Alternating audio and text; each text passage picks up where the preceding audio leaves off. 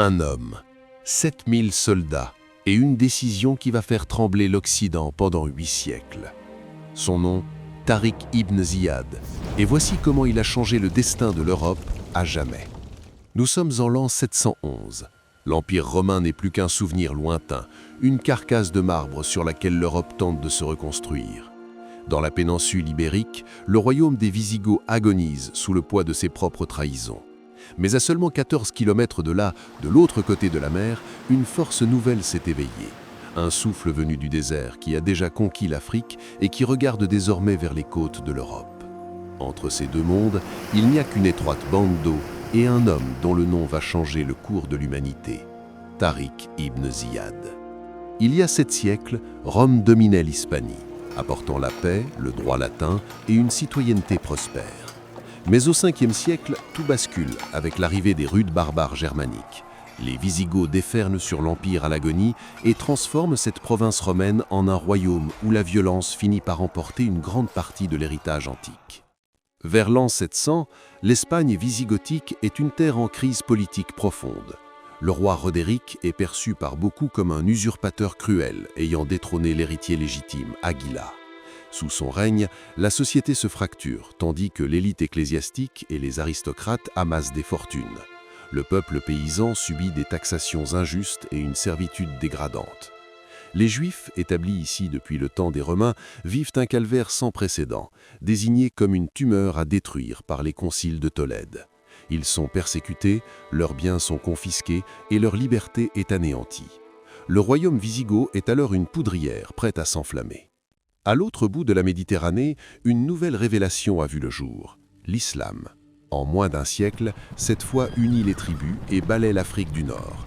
Là, les Arabes rencontrent les Amazighs, les Berbères, ces guerriers fiers qui finissent par s'intégrer à l'Empire islamique. Parmi eux se distingue Tariq ibn Ziyad, un chef charismatique d'origine berbère, lieutenant du gouverneur Moussa ibn Nusayr, et remarqué pour sa bravoure.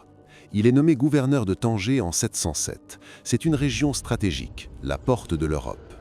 Tariq n'est pas seulement un administrateur, c'est un soldat d'élite dont on dit qu'aucune armée sous ses ordres ne perd de bataille. Il observe la côte espagnole, sentant que l'opportunité de porter le message de l'islam vers l'Occident est proche. L'étincelle vient de Ceuta. Gouverné par le comte Julien, seigneur revanchard, il nourrit une rancœur personnelle contre Roderick. La légende raconte que le roi aurait déshonoré sa fille, Florine, alors qu'elle était à la cour de Tolède pour son éducation. Si les historiens débattent aujourd'hui de la véracité de ce récit, la trahison de Julien, elle, est bien réelle. Il propose à Moussa de lui fournir les navires pour envahir l'Espagne. Le calife Al-Walid, à Damas, est d'abord réticent, craignant de perdre ses troupes dans un territoire inconnu. Mais Moussa insiste, soulignant les divisions du royaume gothique. En juillet 710, un raid de reconnaissance mené par Tarif ibn Malik confirme que les côtes sont vulnérables. Tariq prépare alors ses hommes. Ce n'est pas un raid hasardeux, mais un plan stratégique mûrement réfléchi qui se dessine. Le 27 avril 711, Tariq traverse le détroit avec 7000 hommes, principalement des Berbères. Il débarque sur le rocher qui portera son nom. La manœuvre est discrète, au point que les habitants pensent voir des navires de commerce. La légende raconte qu'à peine débarqué sur le rocher de Gibraltar avec ses hommes et apprenant que l'immense armée du roi Roderick approchait, Tariq ibn Ziyad aurait pris une décision radicale et terrifiante. Il aurait ordonné de mettre le feu à sa propre flotte. Alors que les navires se consumaient derrière eux, coupant toute possibilité de retraite vers l'Afrique, il se serait tourné vers ses soldats paniqués et aurait prononcé sa célèbre harangue. « Ô gens, où est l'échappatoire? La mer est derrière vous et l'ennemi est devant vous. Par Allah, il ne vous restait que la sincérité et la patience. » Bien que ce magnifique discours ait été rapporté bien plus tard, il capture l'essence du héroïsme de Tariq. Il promet de charger Roderick lui-même au premier rang, galvanisant ainsi ses troupes pour l'affrontement final. Tariq réclame bientôt des renforts, portant ses effectifs à environ 12 000 hommes. Le 19 juillet 711, le choc se produit sur les rives de la rivière Guadalete. Malgré une supériorité numérique notable côté Wisigoth, l'armée de Roderick est minée de l'intérieur. Au moment critique, les ailes de son armée, commandées par des proches de l'ancien roi Witiza, désertent le bataillon. Ils espéraient ainsi provoquer la chute de Roderick, sans imaginer que les musulmans s'installeraient durablement. C'est la débandade.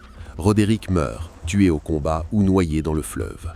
Tariq poursuit alors une offensive éclair, prenant Cordoue et Tolède, la capitale, abandonnée par ses élites. On dit qu'il aurait ici découverte la mythique table de Salomon, ornée de pierres précieuses. Moussa rejoint l'Espagne en 712 avec 18 000 hommes supplémentaires pour achever la pacification du territoire. Tariq et Moussa soumettent les principales cités jusqu'à la Galice. L'élan qu'ils ont donné poussera bientôt les armées musulmanes au-delà des Pyrénées. En 714, les deux conquérants sont rappelés à Damas par le calife Al-Walid pour rendre compte des butins amassés. C'est après leur départ que la conquête se poursuivra vers le nord de la Gaule, menant à la prise de Narbonne vers 719. L'histoire retiendra également la bataille de Poitiers en 732. Cependant, le retrait musulman de Gaule, davantage causé par des crises internes, des famines et des révoltes au Maghreb que par une défaite militaire unique.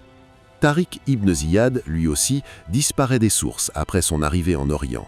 S'il est possible qu'il ait fini dans l'anonymat ou dans la disgrâce sous le règne du calife Sulayman, son héritage Al-Andalus perdurera, 8 siècles. Al-Andalus deviendra le phare de l'Europe médiévale, un territoire de tolérance où les sciences et la culture s'épanouiront, quand ailleurs régnaient les ténèbres. Tariq ibn Ziyad était un visionnaire, dont le courage a permis ce premier métissage entre l'Orient et l'Occident. Son nom reste gravé dans la pierre de Gibraltar pour l'éternité. Seuls les faits importent, mais la légende, elle, nous aide à ne pas oublier ces héros d'exception.